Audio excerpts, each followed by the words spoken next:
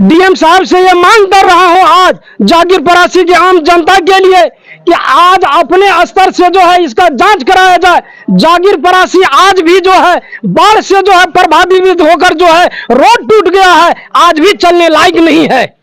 अगर तीन गांव में गया तो बाकी में नहीं गया, पूर्ण है। जागीर परासी रिकॉर्ड देखिए आप, जब से ये रिलीफ मिला था कभी 87-88 में शायद मिला, हम लोग छोटे थे बच्चे, उस टाइम का रिकॉर्ड आप देख लीजिए। जो सबसे पहले जागीर परासी आता है, 17 में भी आया, नहीं पहले भी आया था।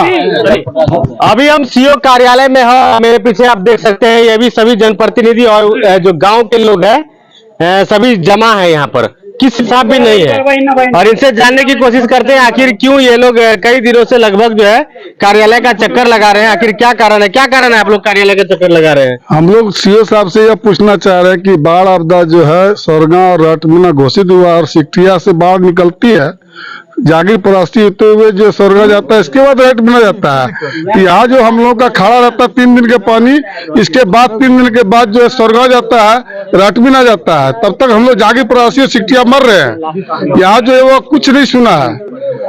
एक चीज बताइए, जब बाढ़ आया था तो आप कितने दिन घर से नहीं निकले थे, ये बताइए। हम लोग लगभग 4 दिन जो है घर से नहीं निकल पाए। तो फिर रिपोर्ट जो है यहाँ पर कौन जमा किया? यह रिपोर्ट जो है मुखिया से फोन पे ही बात हुआ और वो सीओ साहब जमा कर लिए कर्मचारी के माध्यम से। इसके लिए हम लोग को दुख है। हाँ, मुखिया जी कहीं ना कहीं इस चीज को डील किए। चलिए, आप समिति हैं? जी अभी चलिए, आप किस पंचायत की समिति हैं? हम जागीर परासी से पंचायत समिति सदस्य हूँ। अच्छा। मैं 2001 से अभी तक जो है प्रतिनिधित्व कर रहा हूँ। आज ये पहली बार जो है देखने को मिल रहा है। जब से जो है बाढ़ सुन रहे थे और 2000 से अभी तक हम देखे हुए हैं, कई एक बार देखे हुए हैं, लेकिन आज तक जो है जागीर परासी को इस तरह, जिस तरह आज जो है आम जनता को उपेक्षित किया गया है, प्रति यहाँ के जो है गवर्नमेंट बॉडी के कारण जो है, जैसे कि मान लिया सीओ साहब तो बोल रहे हैं हम जांच में भेजे थे, आप लोग कहाँ थे? वो आज तो बोलेंगे ही, आज वो बोलेंगे ही। कर्मचारी के वजह से जो है आज फुल रिपोर्ट क्यों नहीं किया गया? हम लोगों को आश्वासन दिया गया था कि पूरे पंचायत को जो है बाढ़ प्रभावित जो है हम घोषित कर दिए हैं। आज तक ऐसा होते भी आ रहा है। जागीर एक चीज बताइए, जब बाढ़ आपके पंचायत में आया तो आप कितना दिन घर में रहे थे? हम लोग 3 दिन कंपलसरी घर में रहे थे। 3 दिन घर से नहीं निकल पाए थे। कहीं रास्ता नहीं था आने का? नहीं, बिल्कुल ही नहीं था। आज देखा जाए, हम तो ये भी कहना चाह रहे हैं, डीएम साहब से ये मांग कर रहा हूं आज जागीर परासी की आम जनता के लिए कि आज अपने स्तर से जो है इसका जांच कराया जाए। जागीर परासी आज भी जो है बाढ़ से जो है प्रभावित होकर जो है रोड टूट गया है, आज भी चलने लायक नहीं है। इससे साबित होता है कि हम लोगों को यानी जागीर परासी के जनता को जो है नजरअंदाज किया गया है। आखिर ऐसा क्यों हुआ?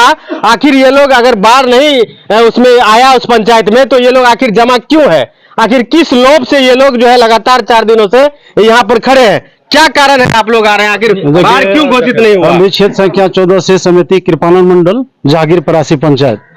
सीओ साहब जो अभी बोला, जो हम बोले हैं जनप्रतिनिधि को रिपोर्ट कीजिए, तो सीओ साहब से हम लगातार किए। मेरे पास प्रूफ है, जो 28 तारीख को शाम में लगभग पानी घुसा। सीओ साहब को हम बोले मेरे पास सबूत है, 28 तारीख को भी उसको रिपोर्ट किए, जो कि मेरा पेपर है, दैनिक भास्कर में मेरा रिपोर्ट है। 28 तारीख को किए। 30 तारीख को सीओ साहब से मेरा बात हुई, तो बोला हम पटना आ गए हैं, तो आप बच के रहिए, नहीं तो विद्यालय चले जाइए। हम बोले सर विद्यालय में 5 फुट पानी है, नहीं जा पाएंगे। अगर वैसा स्थिति आया, आखिर कौन ऐसा रिपोर्ट दिया कि पानी आया और चला गया, परासी में पानी नहीं है?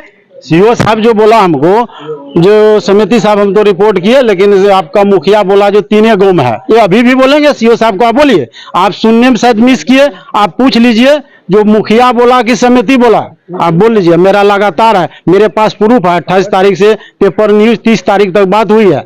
हम ऐसा बोल नहीं सकते हैं। हम लोग जनप्रतिनिधि से चुन के आते हैं ना, जनता से। जनता हमें ताकत देती है, बोलने का क्षमता है, और हम लोग किए हैं। पहले सीखते हैं, फिर नेतागिरी करते हैं, इसलिए हम लोग एक्टिव है। और ये जो बोलेगा, जो सीओ साहब समिति हमको बोला है, तो हमको बोला है, शायद मुखिया के बारे बोला, 3 गांव के नाम बोला, बाकी नहीं बोला। अच्छा, 3 वार्ड में 3 गांव में जो है पानी ज्यादा थी, ऐसा बोल रहे हैं सीओ साहब। लेकिन उनके द्वारा कहा गया कि 3 वार्ड में ये बाढ़ आपदा का राशि नहीं मिलेगा। आंशिक क्षति की जहां पर बात है तो वो बंद हो गया है। अब क्या कहें? ये रिपोर्ट जो भी किया, जो प्रतिनिधि किया होगा सीओ साहब के पास, तो ये गलत है। 3 वार्ड घोषित करने में बाढ़ नहीं मिलेगा, ये तय है। अगर 3 गांव में गया तो बाकी में नहीं गया, पूर्ण है। जागीर परासी रिकॉर्ड देखिए आप, जब से ये रिलीफ मिला था, कभी 87-88 में शायद मिला, हम लोग छोटे थे बच्चे, उस टाइम का रिकॉर्ड आप देख लीजिए। जो सबसे पहले जागीर परासी आता है, 17 में भी आया, नहीं पहले भी आया था। तो जब यहाँ पे जो लोग हैं वो किस किस पंचायत के लोग हैं ये बताइए। यहाँ पे लगभग आपको मिलेगा 90% जागीर परासी है, कुछ सिकटिया का भी है, कुछ राहटमीना में जो मिला है उनको तो नाम छटा उसलिए आया है। तो पब्लिक तो अगर आप निमंत्रण दिए, 2 आदमी को खिला दिए, 4 आदमी को भूखा रख देंगे, निमंत्रण सबका सम्मान होता है ना। तो बाढ़ जो नेपाल से चल के आया तो क्या उछाल मार के राहटमीना सोरगा पहुंच गया था?